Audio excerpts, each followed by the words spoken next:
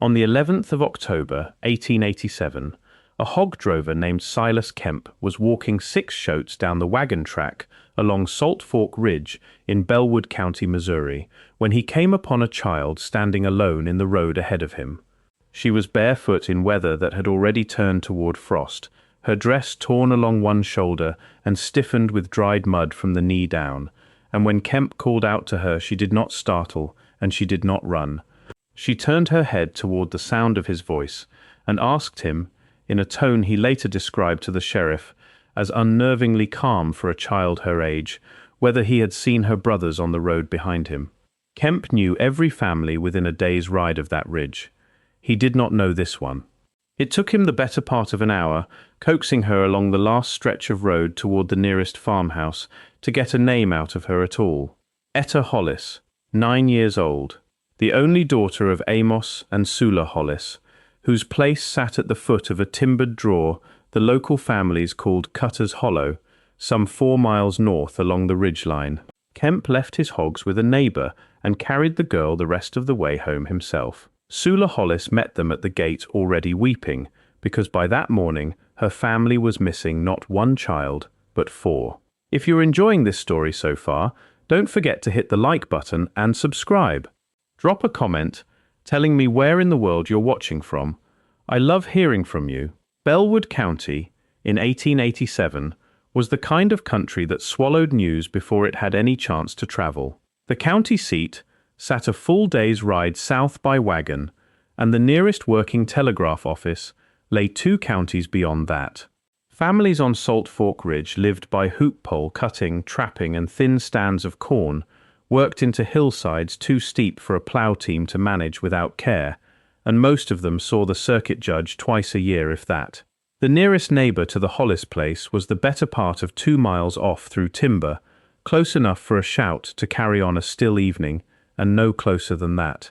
Amos Hollis cut white oak hoop poles for the barrel trade out of Cutter's Hollow and ran a short trapline through it every autumn, work his 3 sons had done at his side, since each of them was old enough to carry a hatchet. Wilkes Hollis was 19 that year, already courting a girl from the far side of the ridge, and known around the county for a steadiness beyond his age.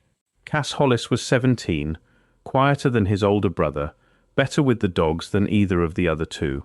Odell, the youngest of the 3, had turned 15 that spring, and by his mother's account had gone up into the hollow that morning, still owing his father a half-day's work from the week before. On the morning of October the 8th, the boys went up into the hollow to run the line and did not come home for supper. Nobody thought much of it that first night, because boys ran late in that country, and a man could lose an evening to a snapped snare or a slow walk home in the dark, without anyone treating it as strange. Amos waited out the next day before he would admit anything was wrong, which was ordinary caution and not carelessness. The kind of caution a man in that country learned to keep, so as not to ride 2 hours for help over nothing. It was only when the boys failed to return the second morning that he finally rode for it, and by the time he came back with a neighbor, Etta was gone as well, having slipped out before first light to go looking for her brothers herself, against her mother's word. She was found 3 days later, 4 miles from the family's door, with no clear account of where she had passed the time between. What Etta gave the family in the days after Silas Kemp brought her home was not a story so much as an inventory. Small, flat statements, offered to whichever adult happened to be nearest her at the time, always in that same unhurried tone that unsettled the household more than tears would have. She said her brothers had gone in through a place among the trees at the far wall of the hollow. She said Wilkes had told her to mind the dogs and stay put, and that she had stayed put, and had watched all 3 of them pass out of her sight at that place, though the ground beyond it looked clear enough that a grown man crossing it should never have disappeared from view at all. When the county physician examined her, 4 days after she was found, he recorded that she weighed 41 pounds, a good deal under what a girl of her age and frame should have carried, and that the soles of both feet showed cuts consistent with a distance walked barefoot over rock and briar, considerably farther than the 4 miles between the ridge road and her family's door. He noted her pulse as steady and her colour as good, which he found difficult to square with the condition of her feet, and he wrote that she answered every question put to her in a level voice, with no sign of the fright a lost child would ordinarily carry home. Etta Hollis told a neighbor, in a conversation the neighbor's daughter later set down for a county history project in the 1930s, that Etta did not cry once in the whole first week, and that this frightened her more than any amount of crying would have. Beyond the flat inventory of what she had seen, for the better part of a week, Etta would say only one thing when anyone pressed her on where her brothers had gone. They went through, she told her mother. Wilkes said mind the dogs. She would not, or could not, say through what. Sheriff Emmett Voss rode out to the Hollis place on the 12th of October with 2 deputies and had a search party organized by that same afternoon. Voss was 38 that year, in his 3rd term as sheriff, and by every surviving account, a methodical man who kept his own field notes in addition to whatever he filed with the county. Those notes still exist. They describe a hollow choked with second-growth timber and laurel thicket, a creek running down its center, and, near the eastern wall, a stand of older trees that Voss noted stood apart from the surrounding growth in a way he could not account for by soil or slope or any reasoning he was willing to commit to paper. He wrote that his dogs refused to work that stretch of ground, planting their feet at a certain line in the leaf litter, and would not be driven past it by voice or by rope. He wrote that 2 men in his search party turned back without explanation and would not say why when he pressed them directly, only that they had gone far enough. He wrote that a 3rd man, a trapper who had worked that hollow for 20 years and knew it as well as any person living, told him flatly that the stand of older trees at the eastern wall had not been there when he last ran a line through that country a decade before, and that Voss set the remark down without comment either way. 6 days of searching turned up no trace of Wilkes, Cass, or Odell Hollis. No camp, no dropped traps, no boot prints past a certain bend in the creek, nothing at all beyond the point where the older trees began. The circuit clerk, a man named Calder Briggs, opened an inquest file listing the 3 boys as presumed lost. The county coroner never impaneled a jury on it because without remains a jury had nothing before it to rule on. If you're hooked on this story, make sure to subscribe and turn on notifications so you never miss an upload. Your support means everything and helps me bring you more emotional stories like this one. Etta Hollis was not the only child in that stretch of country to come home from a hollow with a story the record could never close. 26 years before her, in 1861, a hired girl named Prudence Tate went looking for 3 hop pickers who had failed to return from a stand of timber near Widow's Ford, some 40 miles east of Salt Fork Ridge, and came back 2 days later describing a section of woods where, in the words the local magistrate took down from her, the shadows did not fall the way shadows were supposed to fall. She said she had heard her own name called from inside that section, in a voice she recognized as belonging to one of the missing men, and that something beneath the voice, lower and unhurried, had warned her off before she went any closer. The magistrate who recorded Prudence Tate's account, a man named Josiah Ellard, wrote in his own docket that he found the girl's manner more convincing than her words, because she showed none of the eagerness he associated with a fabricated tale, and every sign of a person trying to describe something for which she simply did not have the vocabulary. The 3 hop pickers she went looking for were never found, and the Widow's Ford case passed out of memory within 2 generations, kept alive only by the docket itself and by a handful of families who still would not let their children cut through that stand of timber after dark. 15 years after Etta was found, in 1902, a 3rd case surfaced in the same county. 2 brothers named Praether went into Cutter's Hollow to check a fox trap and did not come back. A 3rd brother, who had stayed home that day with a turned ankle, told the deputy who took his statement that his brothers had described, only days before they vanished, an opening among the trees that looked, in his exact words, like a door standing open where no door had any business standing.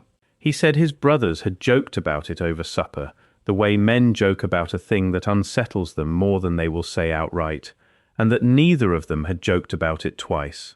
He had never read Etta Hollis's account. He had never so much as heard her name. The deputy who took his statement had read it, because it still sat in the county file, and he noted in the margin of his own report that the resemblance troubled him enough that he requested a transfer to the county's western district within the month, a transfer granted without comment and never once explained to the man who took his place. 3 witnesses, separated by 41 years and by ridgelines that none of them had ever crossed, had described the same shape in almost the same words, and not one of the 3 had any way of knowing what the other 2 had said.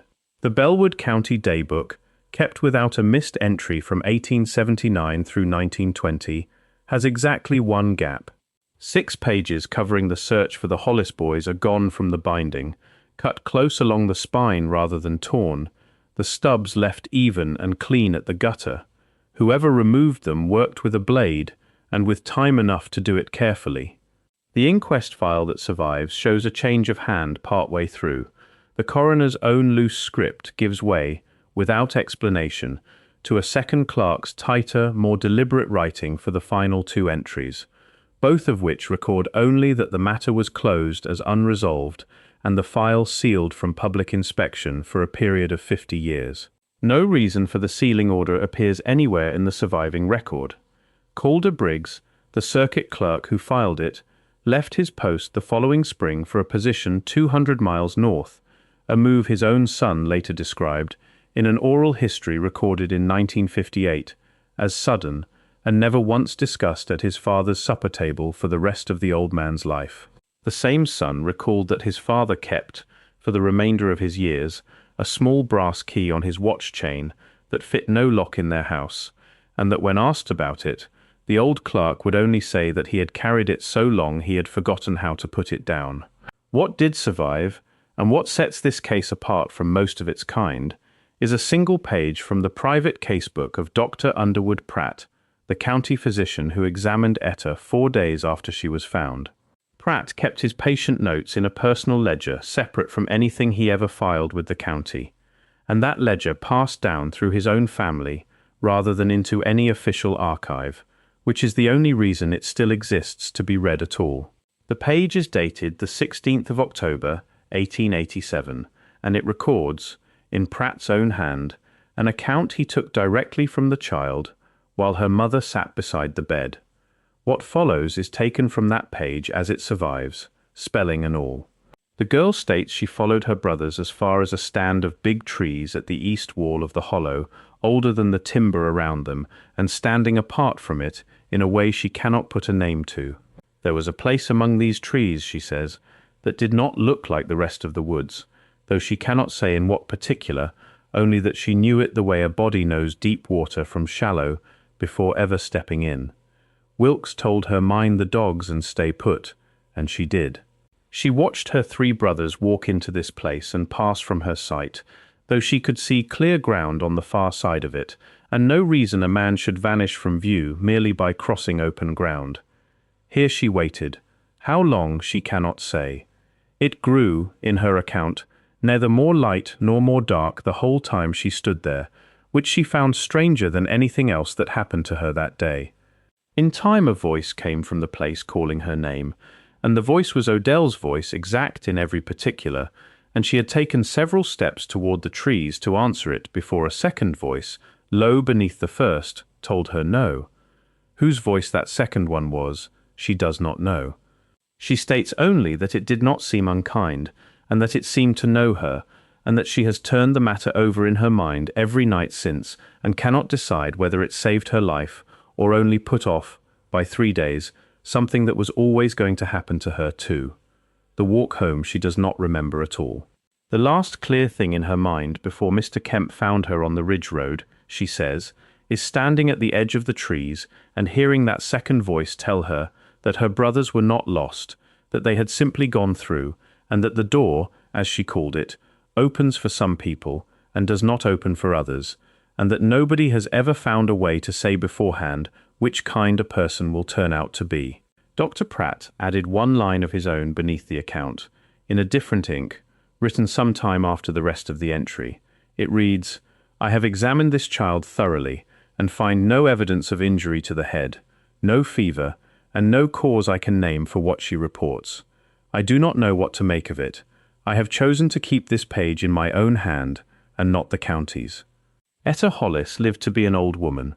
She married a farmer named Delbert Reeves in 1899 and raised 4 children of her own on a piece of ground 11 miles from Cutter's Hollow, close enough that she could still make out the ridgeline from her back porch on a clear day, and far enough, her descendants say, that she chose the place for that distance and no other reason. She never once went back into the hollow. Neighbors who knew her in later years said she grew quiet every October without fail, and that she kept a lamp burning in her kitchen window on nights when the moon was down, though she never explained the habit to a single person who asked her about it, and by her grandchildren's account, nobody in that family ever asked her twice. Delbert Reeves, her husband, told a cousin once that in 31 years of marriage she had never spoken her brothers' names in front of him, not one time, though he would sometimes find her standing at the back window at dusk, looking north toward the ridge, as if she expected to see someone coming down off it. The Pratt casebook page still exists, held today by a descendant of the doctor who wrote it, 2 counties from where it was first set down. Sheriff Voss's field notes are held by the same county historical society that keeps what remains of the inquest file, the 6 missing pages still missing, the stubs still clean along the spine. Cutter's Hollow is still there too, on the far side of a ridge that carries the same name it carried in 1887, grown over now, with timber nobody in that country has cut in 100 years. A handful of hunters who have walked its eastern wall in more recent decades describe a stand of trees older than the growth around them, standing apart in a way none of them can quite account for, and every one of them, without having read a word of the county record, describes it the same way Dr. Pratt's page describes it, and the way Etta Hollis first described it to a hog drover on a cold morning in October of 1887. Whether the door she spoke of is still standing open, or whether it closes and opens on its own schedule, the way to test it is simple enough. Walk to the eastern wall at dusk and see for yourself which kind of person you turn out to be. Thank you so much for watching until the end. If you loved this story, check out the other videos on your screen now. I think you'll really enjoy them. And don't forget to subscribe if you haven't already. See you in the next story.